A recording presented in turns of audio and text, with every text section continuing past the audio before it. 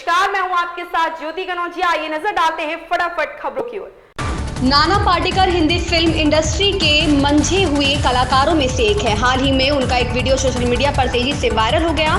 इसमें वे एक शख्स को थप्पड़ मारते हुए दिख रहे हैं। वायरल वीडियो में नजर आ रहा था कि एक व्यक्ति नाना के पास आता है और उनके साथ सेल्फी लेने की कोशिश करता है, तभी नाना उसे थप्पड़ जड़ देते हैं। इस वीडियो के सामने आने के बाद नेटिजन्स अभिनेता पर भड़क उठे और उन्हें जमकर खरी खोटी सुनाने लगे। हालांकि अब इस वीडियो के पीछे की सच्चाई सामने आ गई है।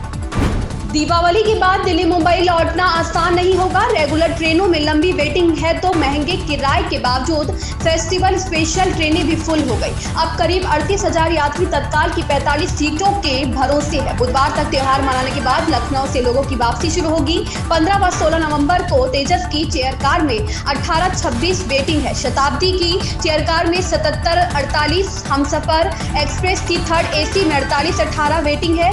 एसी एक्सप्रेस की थर्ड एसी में 97-60 तथा लखनऊ मेल की स्लीपर में 202-140, गोमती की चेयर कार में 21-25 वेटिंग है।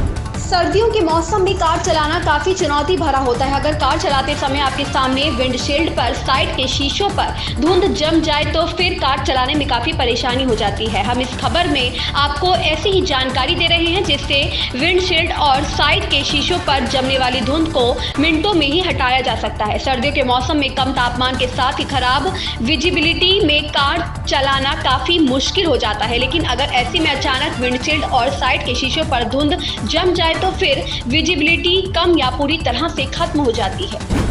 सूर्योपासना का 4 दिवसीय अनुष्ठान शुक्रवार को नहाय खाए के साथ शुरू होगा। श्रद्धालु पर्व की तैयारी में जुट गए हैं। जगह जगह कृत्रिम घाट बनाए जा रहे हैं। दिल्ली सरकार, एमसीडी एवं श्रद्धालु घाटों पर पुख्ता इंतजाम कर रहे हैं। छठ पर्व आयोजन समितियों ने भी सांस्कृतिक कार्यक्रम व व्रती को सुविधा प्रदान करने के लिए बंदोबस्त करने शुरू कर दिए हैं। श्रद्धालुओं ने बुधवार को यमुना किनारे बने अस्थायी घाटों, तालाबों एवं अन्य स्थानों पर पूजा करने की तैयारी आरंभ कर दी है। मलबा एवं गंदगी हटाने के साथ साथ सफाई का कार्य आरंभ किया।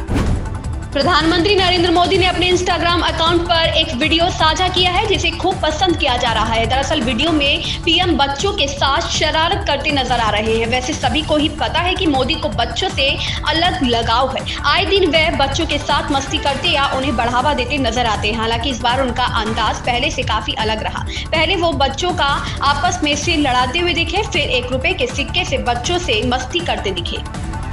राष्ट्रवादी कांग्रेस पार्टी में दो फाड़ के बाद भी पवार परिवार के चाचा भतीजे के रिश्ते कमजोर नहीं हुए हैं। एनसीपी में विभाजन के बाद की पहली दिवाली के मौके पर पूरा पवार परिवार साथ नजर आया था। उसके बाद बुधवार को एनसीपी अध्यक्ष शरद पवार राजनीतिक मतभेद भुलाकर भाई दूज के मौके पर सपरिवार भतीजे उप मुख्यमंत्री अजित पवार के आवास पर पहुंचे।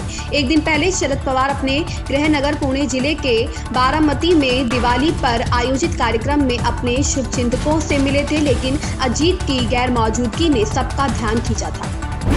सहारा समूह के संस्थापक सुब्रत राय के अंतिम दर्शन के लिए वीआईपी सहित आम लोगों के आने का सिलसिला जारी है। उनके पार्थिव शरीर को सहारा शहर में अंतिम दर्शन के लिए रखा गया है। यहां से यात्रा निकाली जाएगी और अंतिम संस्कार भैंसा कुंड में किया जाएगा। सहारा ग्रुप के कॉर्पोरेट कम्युनिकेशन के प्रमुख गुलाम जिशान का कहना है कि अंतिम संस्कार के दौरान सुब्रत राय के पोते गोशांग और हिमांग उनके पार्थिव शरीर को मुखाग्नि देंगे। उनके बेटों के आने की सूचना नहीं है।